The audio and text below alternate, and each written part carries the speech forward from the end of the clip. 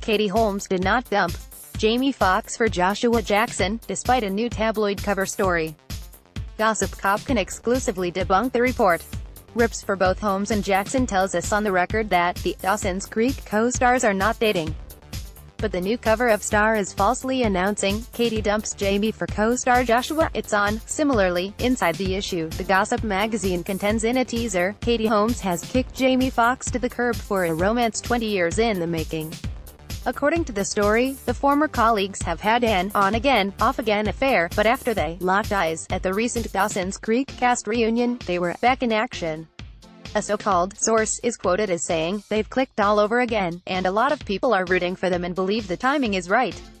As for Holmes' relationship with Foxx, a purported tipster close to the actress tattles that she became disappointed in him and found he wasn't the man she thought he was, to the point where she'd finally had enough of it.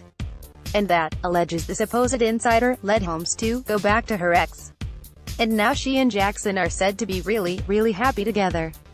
Aside from allegedly reviving their relationship, the outlet and its snitch maintain Holmes and Jackson always kept in touch, and Joshua was one of the first people she called when she found out she was going to have a baby with then-husband Tom Cruise.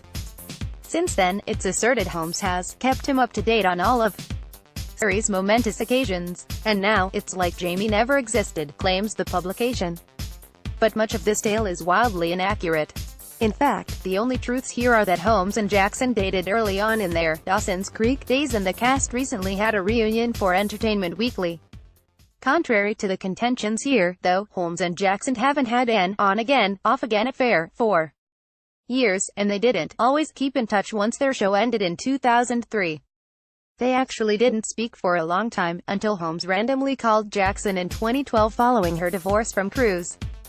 But then they lost touch again, with Holmes' rep even telling Gossip Cop last summer that she and Jackson hadn't spoken in quite some time.